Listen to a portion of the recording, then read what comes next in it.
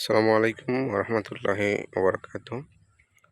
সুপ্রিয় দর্শক শ্রোতা, রবিন এগ্রিসাইডের দ্বিতীয় পুকুর ছোট আকারের 1 একরের 1 বিঘা 30 শতাংশ জায়গা নিয়ে এটা করা।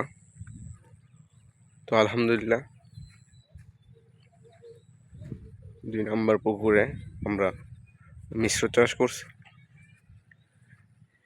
চাষ করছি মাছের। তার মধ্যে তেলাপিয়া উল্লেখযোগ্য বেশি আছে। কাপ জাতীয় কিছু মাছ আছে, যেমন সরপুঁটি আছে, ঘাস কাপ আছে, তারপর কার্ফু জাতীয় মাছ আছে, মৃগেল আছে, রুই আছে হালকা। আর বেশিরভাগ এখানে ফালাইছি কি জানি বলে, দেশি জাগুর মাছের পোনা ফালাইছিল। তারপর কিছু আর তেলাপিয়া ফালাইছিল,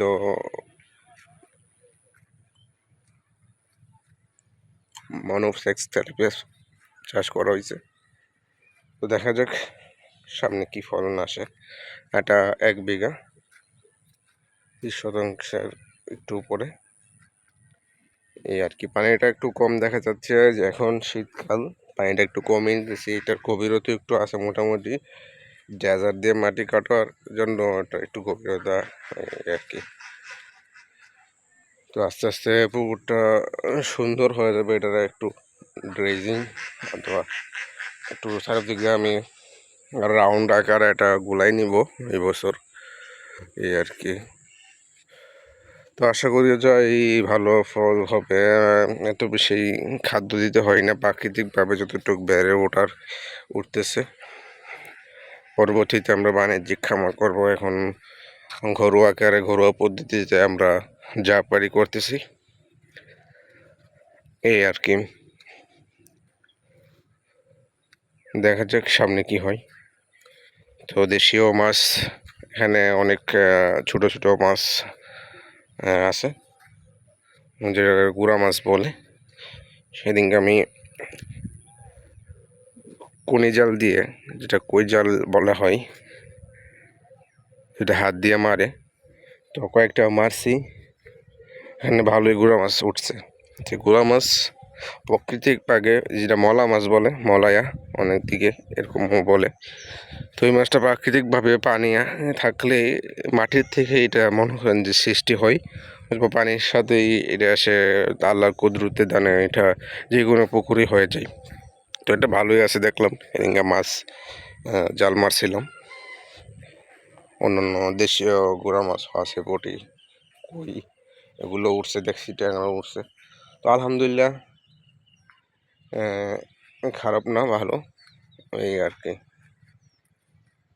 আমরা বাণিজ্যিক আকারে পরবর্তীতে দেখা যাক কী করা যায়, পাড়ার মধ্যে কিছু করতে পারি কিনা, এই আর কি।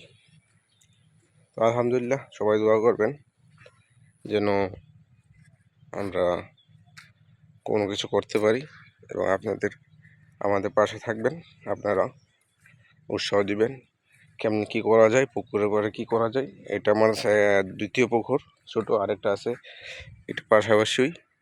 ওই পুকুরটা এটা 45 শতাংশে, আর 30 শতাংশে, এই আর কি। চারদিক দিয়ে সবুজের মাঠের মধ্যে এক পাশে আছে বড়টা, আর এই পাশে এটা। তো আলহামদুলিল্লাহ, তো ভালো থাকবেন, সবাই দোয়া করবেন, আর কমেন্টসে অবশ্যই সাজেশন দিবেন কেমনি কী করা যায়। এটার মধ্যে বাণিজ্যিক আকারে উপরে কোনো কিছু অন্য ফার্ম মতো খামার করা যায় কিনা। তো সবাইকে ধন্যবাদ, আল্লাহ হাফিজ।